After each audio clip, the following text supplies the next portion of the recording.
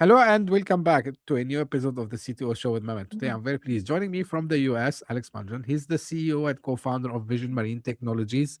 Alex has long experience in multiple fields, and we're gonna discuss, as you can maybe guess from the title there, about marine technologies and other stuff also as well with Alex. But as I do usually, I don't like to steal much from my guests' time. Alex, thank you for joining.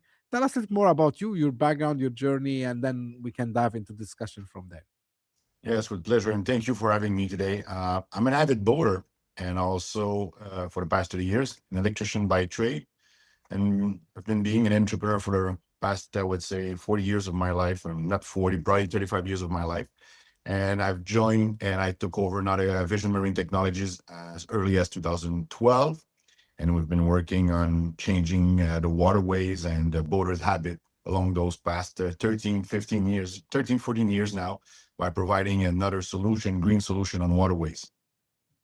Great. Thank you again, Alex, for being here with me today. So, at your company, you are tackling a very physical problem in an industry that we know, like, it doesn't change very often, right? So, why did you decide that maritime electrification was an opportunity worth pursuing?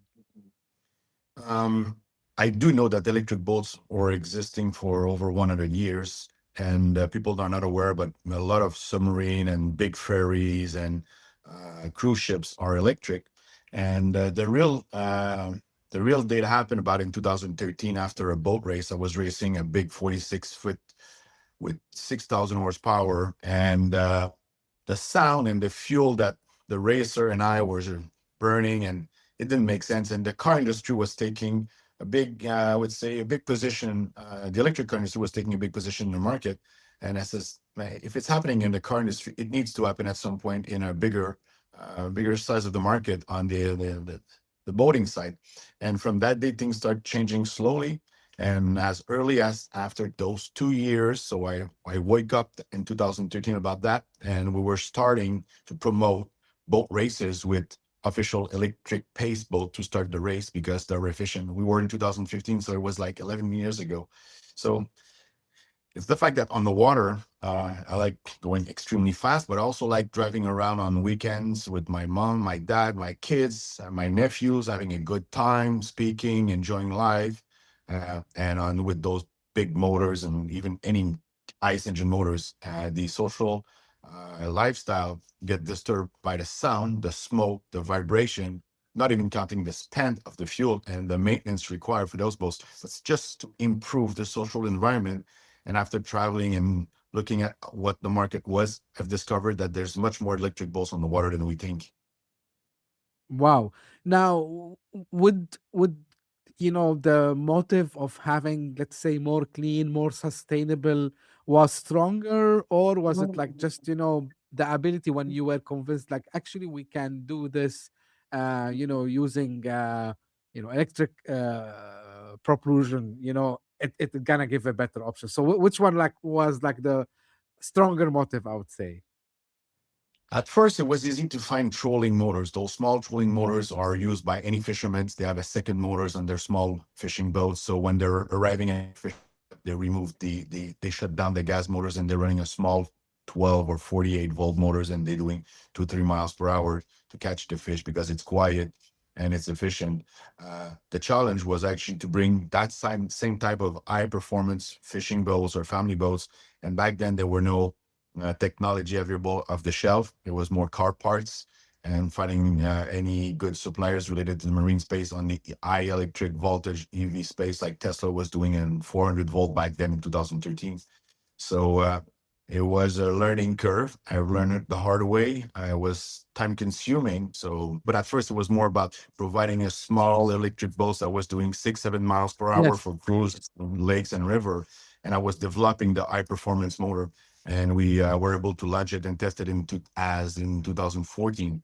But I met interesting people in my life over the past 15 years that were actually mentors for me, and they already did a portion of the work. Today they've passed away, but they gave me the tool to become better where they left. I'm sure like there were some moments where, as we call them, engineering breakthroughs, right? Um, like if you can just mention some of these breakthroughs moment, and as a team, like how do you make sure like you are pushing in the right direction? Because some people, they keep pushing, they say like, yeah, we can still do it, but I'm sure like there is this point where you think, what, like, no, this is not doable. So what have this experience taught you, Alex, and about pushing limits, and of course keeping the team engaged while doing that? It probably happened only once over the past 16 years, and it happened when we hit 116 miles per hour in the water. And after that, I said to my team, let's not push now the high speed development of the outboards because we've got bigger powers for the future of the market. So let's get back. So that was I would say, the breaking point on the technology, where I have to stop focusing on performance, but providing range to consumer, and also price, network for purchasing, sourcing the product, service, educating the market. So I was more focusing on that, but it only happened once over the past 15 years, 16 years, where I said, it's enough. I need to stop pushing the technology. But as I told you earlier, I was trained by Ian Bruce. I met him in 2014. Ian Bruce is an Olympic sailor and also a naval architect. And he helped me build my first electric boat. It was called after him, a Bruce 22. We were doing already 40 miles per hour in 2015, water skiing in the back of that electric boat that we've built with the system. And that was the base and the launch of what became the Emotion outboard. So it was an electric inboard system using car parts. It was working, but it was not commercial. So we had to revamp, resource the marine parts to make the system as efficient as we have today and safe as we have today. But I never had I don't stop. Actually, that's the motto we have. It's can't stop, won't stop. And I don't have any, no, I don't have any barrier that I need to slow down or stop. Now, the problem we have today, it's a good problem, is the market had picked up for the past 8, 9 months. We need more inventory. It was challenging to sell for the past 12, 13 years. Now the market has changed with the war, the price of fuel, the car industry getting stronger and stronger on the EV side, getting more segment of the car industry market. Now people are looking into different avenues, and they know their habit. They don't need to do 500 miles on a boat. An average boater does about 9 nautical miles every time he takes his boat out. So it's not like a car. And the grid doesn't exist on the electric boat side with our products. We are using what's available at your dock, at home, on if you're using a fast car charger, if you're using a regular power cable, if you're using the shore power from the marina. So the system is actually coming with an inboard charger. I've developed and worked to create a product that could be used by anyone, because along the way of the development, we've worked in opening rentals operation in the US, and we did over 80,000 rentals of electric boats. So we have the information from the market and the consumer, what they need and what they're looking for. So can we say, Alex, that mass adoption is on the way for electric boats now? Because and I'm happy you mentioned these things, because I was thinking, when I was preparing, like what could be the constraints, let's say, right? So, and you answered some of them, like batteries. You said it's not a problem, like charging infrastructure. But tell me about like the other factors, like maybe the range, maybe the cost. It's the education. I don't know if you're driving an electric car or you own an electric car. The day Not that yet, you but soon. And I'm asking you, if I do ask you, why are you not driving an electric car today? Maybe you didn't drive the right one, or you were not, no one gave you one for a weekend. If I give you the nice electric Cadillac or Mercedes-Benz or Rivian for a weekend, you might change your mind, because I'm going to be educating you with the product on that weekend or on that day that you're going to try it. So my job now is to make sure that people are actually aware that the product is available. So if we're running into one of our dealerships today, you're going to come to buy boats. We'll try to show you what you're looking for, but to show you also the same boat with the electric motor. So that's my biggest challenge, is to show that it exists, because people don't know that. Where we are based in California for our rental operation, there's about 8,000 electric boats driving around in the harbor. Fine. And people say, 8,000? Yeah, it used to be like 10,000. Now we are about 8,000, because the slips are very hard to get and people have big boats, but it does exist. Once people are driving those small electric boats around, or even the 25, 30 footer boats, it changed. So my biggest challenge as we speak today is to educate the market that there's a product for them and it does exist and it's reliable.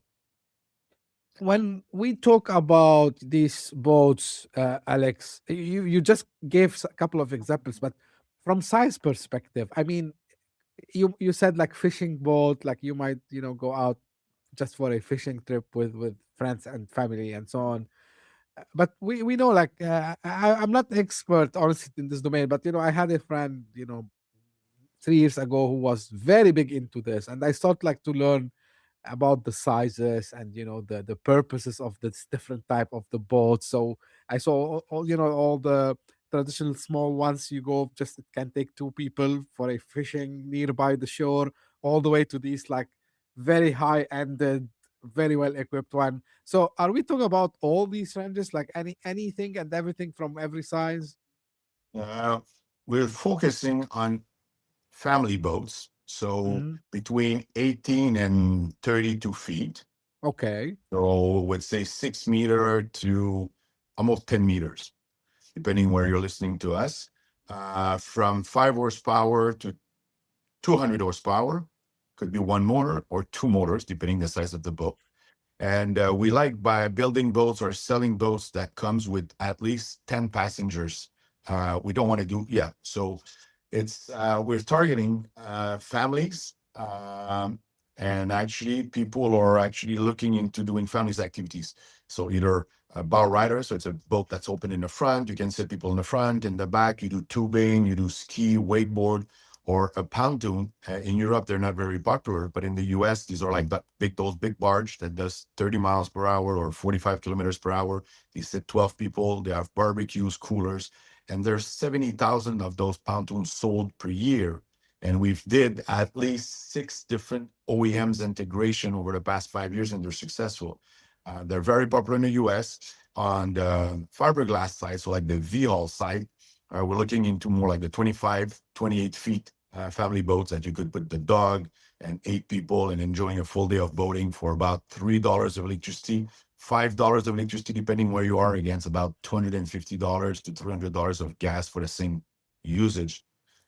And Right. it will get charged overnight with a regular shore power. Right. And of course, I mean, and this is will lead to my other question. So there's a lot of room of improvement and innovation there. So maybe on the charging part, maybe on the design of the boats themselves, maybe because you just mentioned about the fiberglass and the weight and all this. Um, so where do you see like some other rooms for innovating and keep differentiating? I'm not sure like if Alex how the competition looks like for you also as well. Sadly, I had good competition in the past 5 years. With the past 2 years, competition died. Mercury went more into the gas motor and engine and slow down. Yamaha did the same thing. Tohatsu did the same thing. They were going in the right direction with electrical boards. I was happy because I need those guys to get onto the market. And we own, I would say almost all, we are the biggest one as we speak today, selling and providing a good horsepower to push boats. We don't really have a challenge on the technology we have because we are building boats, we are putting our motors on, but we're also selling our motors to manufacturers. So if you're a boat builder, Beneteau is one of them. You've got Brunswick who owns different type of boat, Boston Whaler, name the brand that you want. They are installing 200 horsepower Mercury engine in the back of their boats, or Honda or Yamaha outboards. They can install the same motors, but electric, from our company. So the design is actually something that doesn't really affect the technology. We have crafted parts that fits where the ICE engine parts are fitting. And we're replacing the space used by the fuel tank. We put the batteries in.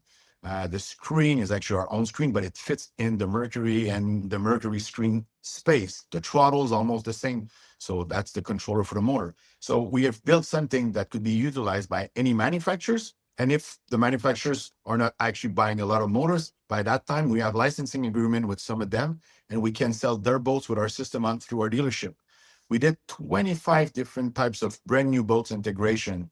So if you're looking into a pontoon, a fishing boat, a bar rider, or a race Yep. boat, or we did, I would say almost everything that was possible in style of boats over the past 5 years. And today we don't do that anymore. We just, I think, taking orders on the portfolio of boat we did. So today you want to buy a pontoon, we'll show you what we can do for you. You Sure. make your order through our dealerships and we'll deliver it to you and do the service if there's service needs to be done. And most of the service needs that needs to be done on an electric boat is service as cleaning and detailing the boat because it's a closed system that you cannot open and fix like your regular gas motor that needs periodic maintenance every 100 hours.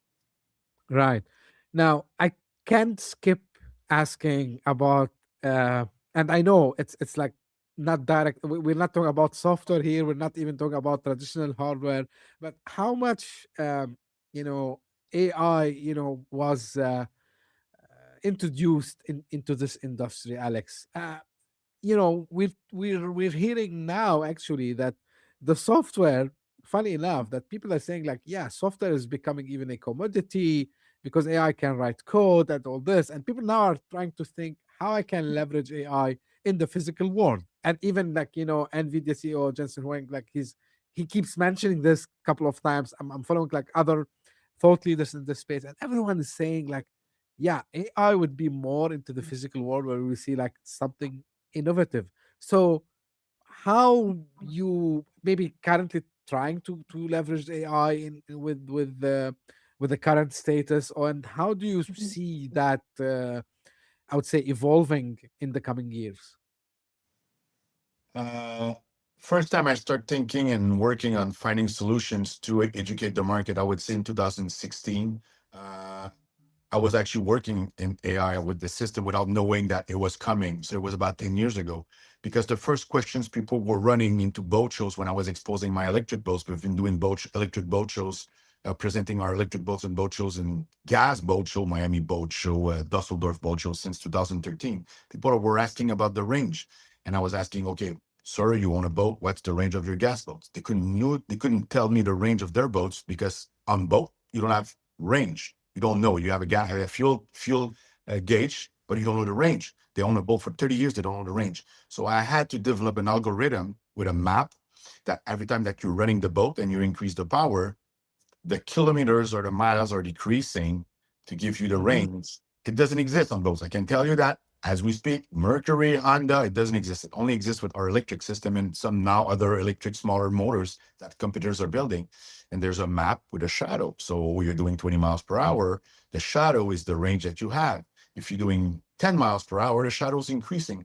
Uh, the range you can do, the destination you can hit, the state of charge of the battery when you be arriving, the health of your batteries. These are all also, and also with that, we're keeping track of all the data as a consumer. People are buying a boat with a 200 horsepower motors, but they never use the full 200 horsepower because it could not be measured in the past. Now it's been measured. Hey, sir, you're buying a boat that with 200 horsepower, and we can tell you that the boat you have purchased with the rundown of the measuring we did, you never use more than 100 horsepower. It's too powerful. The next boat, you should buy it with less. These are information and priceless information that we have on the user that no one has in the world because we're tracking the habit. We're not tracking what they say, what they do, but it's more about the motors, how it's been used, the temperature, the mileage, how many hours they're using it every time. Is it more uncharged than anything else? I would say that the boats are mostly uncharged and they are being used. People do that in less than 40 hours a year. People think they go boating 10 hours a week for every week and they're going to do 1,000 hours every year. No, it's good for the rentals, but for those numbers, they don't have those statistics. It never was not important in the ICE engine world. So AI was very important for us. And we're keeping filing patents to protect, I would say, software encryptions, keys, data, gathering data of the system and the habits of the Right. boat. Very cool. Alex, one thing also, which, I'm trying to compare like how tough it is to be in the hard tech business here. Now, software distribution, I'm not saying it's easy, but there are like some known, I would say, patterns, processes, whatever you want to call them. So usually you need to execute on these plans, which others have figured out over the years. Like I'm talking here usually about the SaaS business, but when it comes to something like what you did, like you mentioned. about trying to get someone to endorse, for example, the company, and trying, for example, to start with close people, but to really have this scaling on a large, a large scale. Uh, what was the key for making the company successful in scaling the operations, which is usually, people who are in software, they keep few things. We know how this goes. So for you, what was it like? What was the breakthrough in from business scaling perspective? Let me ask it this way. I would say there's at least 3 to 4 elements that was done over the past 5 years that created that credibility. Having the rental operation with 80,000 rentals, having no lawsuits, no unhappy customers, gathering their information and making sure they're happy, they're coming back, creating a boat club. So that was priceless information, what they need, what they worry about, where we receive a customers and we're renting him a boat for a full day or half a day. That was one part. Having McLaren Engineering embracing the dyno testing for 2 years. So we signed a deal with McLaren Engineering. They were receiving motors. They created an electric cabinet with high voltage, 700 volt, dyno testing 24 hours a day, 7 days a week for 2 years, changing motors. And because we were testing on the water and we were giving our feedback, but having someone else, a third party, McLaren Engineering, who's owned by Linamar, it's a 3 billion market cap company who does mass production. It was priceless to get the result from the testing, and we achieve even more power and we're better than we thought that we were. That was so rentals, third party validation, and being actually partnering with Sean Torrente, who's the number 13 times world champion in the boating space, racing for Mercury. So, and world best boat driver, driving for Mercury, winning world championship, but also testing and getting the world champion with our electric system. So if there's guys like asking Lewis Hamilton or Michael Schumacher, test that electric car and tell me if it's good. And if he tells you it's even better than the gas, I think you're on the right path. So Right. rentals, validation for McLaren, Sean Torrente, and now having contracts with decent manufacturers and having distribution make, I would say, a good portion of the credibility we have. So we have retail, service, real boaters testing it, real companies did the dyno testing because Honda, Mercury, Yamaha are using McLaren Engineering for testing of their new generations of motors. The latest Honda outboard was actually upgraded by McLaren Engineering. So when we were testing, we were seeing the new generation of Mercury, Honda outboards. So it's not what we did; it's actually what we asked other people to do for us to validate that I was on the right track or the right path. Right. And I'm not always, but sometimes they give me the thumbs up. Yeah, this is the way we learn, right? So 100% on that. Now, we know that globally there is a push for like more green technology, sustainable technology, right? And in some countries, we're seeing regulations also as well. So I'm not sure if you have expanded outside of the US, Alex, but if you look, if you have a global look, like which market excites you the most? Because you see like there is customer segments who believe in this, and plus there's kind of what we call them the tailwinds coming from regulators and government initiatives that can push your market to a mass adoption. Of course, you talked about education. That of course it gonna stay there, because maybe some people now watching or listening to us, they'll be surprised. Oh, really? There is like electric boats. But in general, where do you see the most opportunity on the global markets?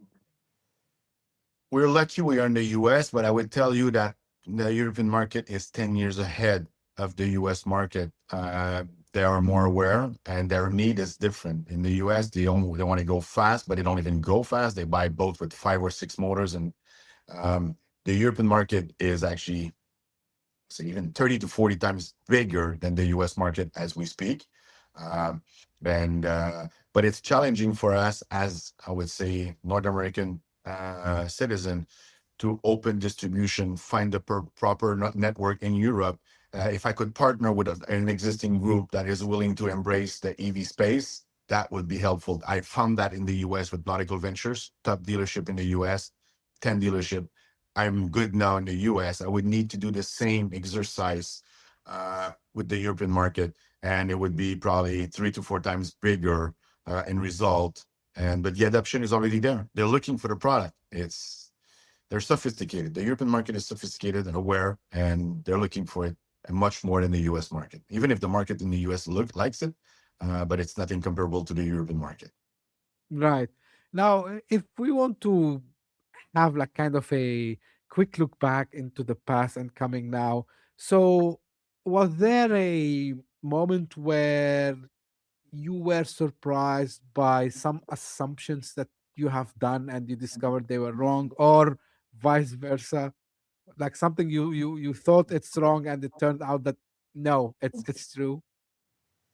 About a year and a half ago, when the market had stopped selling boats in the US, I was on the way to get major orders from manufacturers. We did integration for them, dealer meeting, presentation. They visited the factory multiple times. They asked me to stock motors because we have a lot of motors in stock. For them, it was very close. And then the market collapsed in 2024 around Christmas.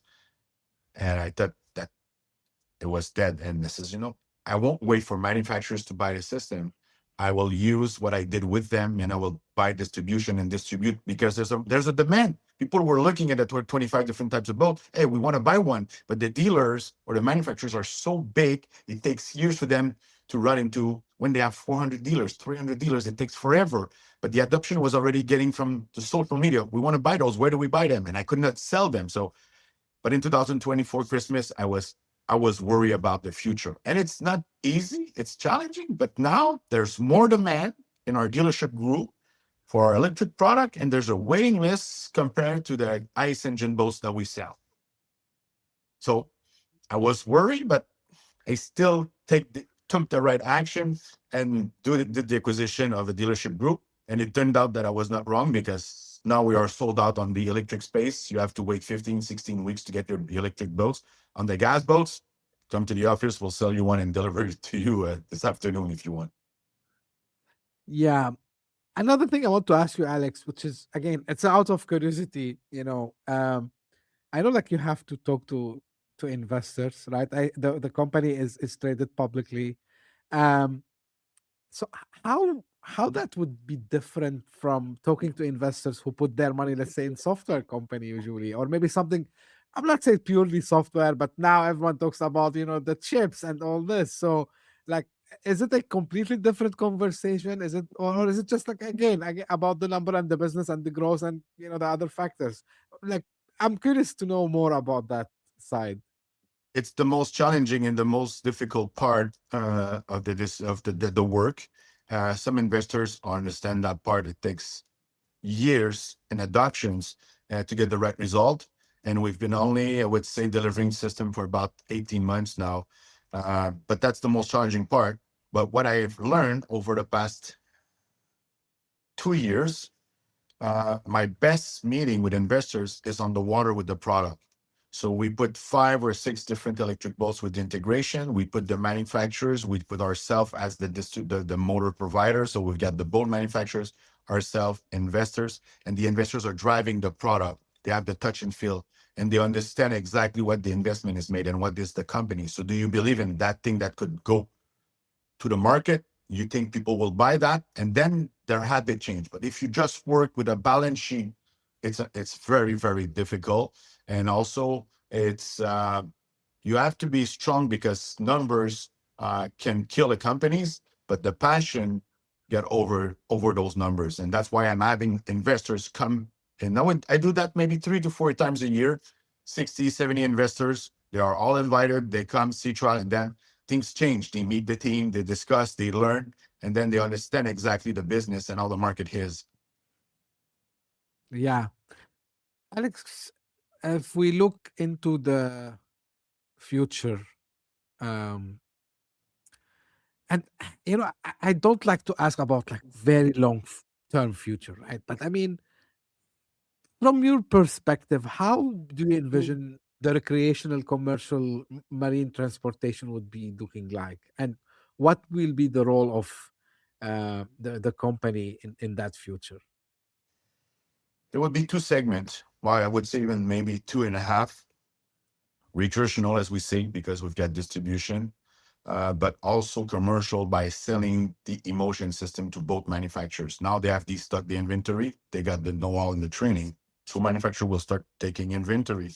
But there's also autonomous boats that we've been working on our technology, and also government and military project with a full autonomous electric boats that is needed for the market. And actually, as we speak today, it's a huge market. And the ones who are having only ideas are very successful. We don't have ideas. We have something that does work. So this is that segment I was not focusing on. I was very involved from 2017 to 2020 on the government grant and U.S. Coast Guard projects and projects related to government. I had to let that thing go because I was focusing on doing 25 integration, McLaren engineering, testing, dyno testing. But now we have a proven product, and now we're back on working on an autonomous product that would be given and sold to government for multiple projects. Right. So moving forward will be more commercial and less retail. I want to focus more on commercial volume than retail. Retail is to educate the market, and the other manufacturers and dealers will embrace that. But it was more like a lunch. The retail is more like a lunch. It's very small compared to the market should be. It's a 20 billion uh, market by 2030. So it's in 4 years. So, and there's very little players. There's two, three decent players, and we're the biggest one as we speak. So I cannot stop, and I won't stop, and I cannot lose the momentum, but I need to be more commercial and government project. Looks like it's there are exciting times ahead, I would say.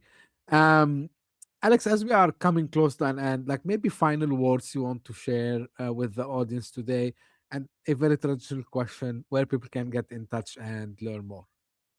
The most important part is we want to put people on the water. We want them to test. Even if not in the market to buy a boat, it's important to see the product. We always know someone that wants to buy a boat or want to know more, or a project from the government or a city or a municipality. So I want people to visit visionmarinetechnologies.com, or on the retail side, it's called Nautical Ventures. We have multiple locations in Florida and also rentals operation in California. So you can rent them with your family to learn. You can come to the dealers and get trained or test the product as well.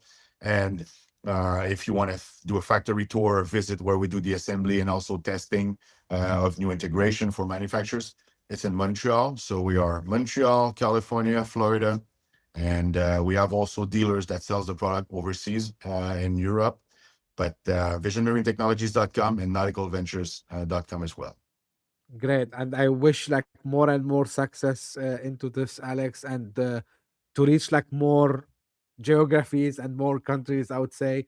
Uh, I really enjoyed the discussion. I learned about electric boats today from you, like, and I think this is something. It's not because it's cool, because I love technology, and I'm sure like you have put a lot of engineering effort into all this, and I can see the passion. I can feel it even from distance. So wish you all the best, Alex. And again, thank you for the time with me here today. The link will be available in the show notes. So this is for the people who want to reach out. You can find that there. And this is how I end my episodes. This is for the audience. If you just passed by, thank you for tuning in. All what I need from you, just share it with your friends and colleagues and subscribe to the podcast. We're available on all the podcasting platform. And if you are one of the people who keep coming again and again, thank you for your support. And as I say always, stay tuned for a new episode very soon. Thank you. Bye bye.